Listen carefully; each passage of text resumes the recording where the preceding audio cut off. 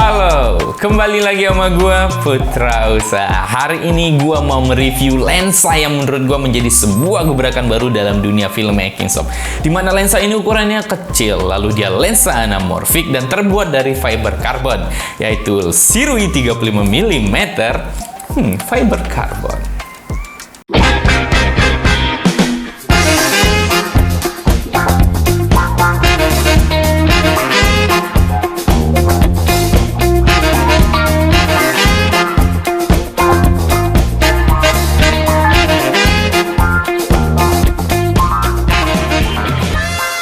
Oke, kita langsung aja ke reviewnya, dimana ini adalah lensa anamorfik dari brand Sirui. Kalian bisa lihat ukurannya kecil banget sob. Kecil banget ya. Tuh, sekecil ini banget. Dimana kita tahu kalau lensa anamorfik itu biasanya gede-gede ya, besar-besar dan berat banget. Ini bayangin, dari segede itu menjadi kecil seperti ini. Kalau kita mau bandingkan misalnya dengan mungkin dari brand Sirui juga, kebetulan gue punya juga yang 35 mm sama dengan ukuran T2.9, ini juga T2.9. Kalian bisa lihat, ukurannya kecil banget, jauh banget. Ini kecil, nah jauh banget ya ukurannya. Oke, jauh sekali dan beratnya juga berbeda gitu. Memang kalau gue perhatikan, mengapa Sirui mengeluarkan sekecil ini? Ya mungkin karena ini diperuntukkan untuk lensa full frame.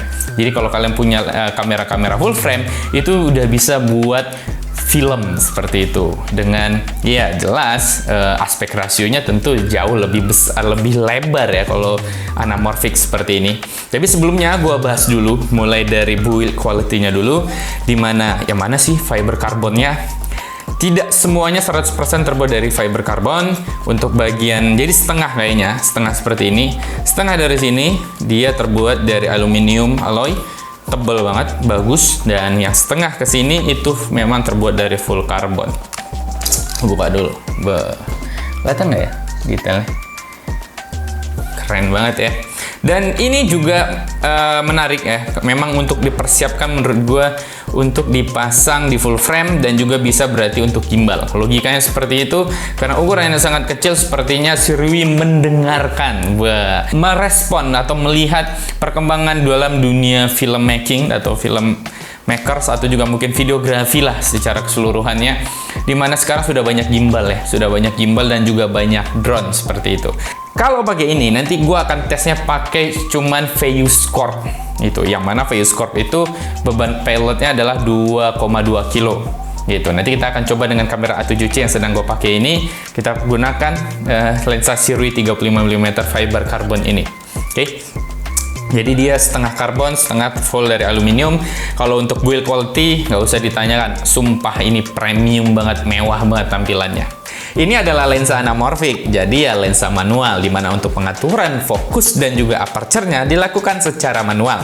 Yang menariknya dari lensa ini, itu sudah diberikan gear untuk pengaturan fokus dan juga untuk pengaturan aperture-nya. Buat kalian yang mungkin yang menggunakan manual follow focus atau juga menggunakan gimbal yang sudah ada follow fokusnya, itu untuk karet gearnya nggak perlu dipakai lagi karena sudah ditanamkan langsung di bodinya lensa Sirui ini. Jadi enak banget, apalagi kalau pakai karet itu kan lama-lama dia haus. Kalau ini nggak akan, karena dia terbuat dari full metal seperti ini. Nah, untuk bukaan aperture-nya itu bukannya dari 16 hingga 2,9T. Bukan F ya, tapi T. Yang mana ini seharusnya sudah lebih dari cukup. Nanti kita bakalan tes di Made in Coffee, yang mana situasinya di situ biasanya agak remang-remang gelap. Nah, bagaimana kemampuan low light-nya si lensa ini, kita akan buktikan langsung nanti ya. Nanti gua akan comparekan juga asli dan juga mungkin kondisi asli dengan setelah kita pakai gunakan Sirui, seperti apa perbedaannya gitu. Ya, ini menarik banget menurut gua lensa ini buat kalian beli, apalagi buat kalian filmmaking yang hobi banget dengan movement gimbal karena ukurannya sangat kecil, compact, dan ya ini juga berarti bisa untuk drone. Sayangnya untuk drone gua nggak bisa buktikan karena ya gua nggak punya drone yang mampu mengangkat ini.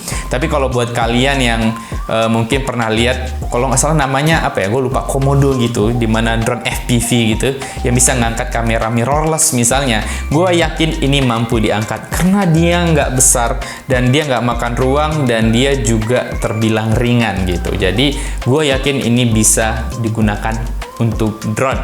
Kalau untuk gimbal sudah pasti. Dan untuk squeeze factornya, lensa Sirui 35mm karbon ini itu memiliki squeeze factor 1,6, yang mana nanti setelah kita stretch atau kita proses editing, itu nanti kita akan mendapatkan aspek rasio yang cukup lebar, yaitu 2,8:1, yang mana umumnya biasanya dalam film itu digunakan adalah aspek rasio 2,4:1, sehingga masih lebih lebar Sirui ini, sehingga kalian memiliki beberapa sudut untuk misalnya mau diambil untuk cropping seperti itu. Dan flare-nya enaknya lagi, jenis lensa yang ini atau seri yang ini ya, itu memiliki dua jenis flare. Nanti kalian bisa pilih ya, yang natural atau yang karakternya biru, dan gua pilih yang warna biru.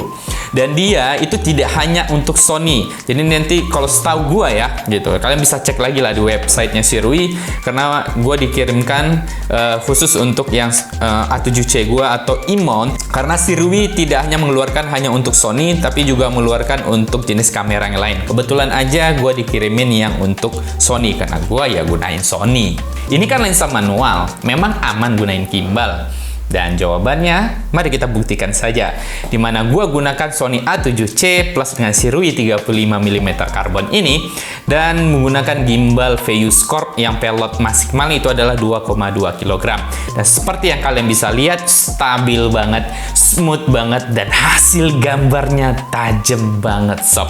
Dan untuk low light-nya juga kata gua luar biasa, karena situasi sebenarnya di sana sangat remang-remang gitu. Tapi ditangkap dengan baik atau diproses lah ya dengan lensa Sirui tentunya, dan hasilnya dengan bukaan T2,9-nya jadi terang banget, clear banget, aman dari noise, dan tetap tajam. Memang ya lensa anamorphic sih ya. Dan seperti yang kalian bisa lihat bahwa ya ini adalah gebrakan luar biasa dari brand Sirui untuk mensuplai kita para filmmaking atau videographer untuk bisa berkarya dengan harga yang bisa dibilang terjangkau, tanpa harus membeli kamera sinema yang mahal, cukup dengan full frame tapi bisa untuk film. Wow, luar biasa dan kecil banget, worth it banget sih menurut gua buat kalian yang pengen banget buat karya dengan aspek rasio yang lebar ala film, atau memang pengen buat film beneran dengan modal yang lebih terjangkau dibandingkan tentu dengan alat-alat red kamera mungkin yang bisa ngabisin miliaran biaya produksinya. Nah, dengan biaya yang sangat murah kalian sudah bisa buat film beneran sob. Oke. Bagaimana? Apakah ini worth it atau tidak? Menurut gua ini worth it pakai banget. Dan untuk pembeliannya linknya nanti akan ada di deskripsi kalau sudah masuk Indonesia, karena setahu gua masih dalam proses untuk masuk di Indonesia. Dan ya, jangan lupa ini garansi resminya carilah yang fokus Nusantara ya, karena kalau nggak resmi ya bahaya, nanti kalau ada apa-apa maka kalian tidak bisa mungkin servis atau ngebenerinnya, karena untuk servis biasanya itu harus resmi. Oke, mungkin segitu aja review dari gua dan semoga ini bermanfaat. Sampai ketemu lagi di vlog gua lainnya.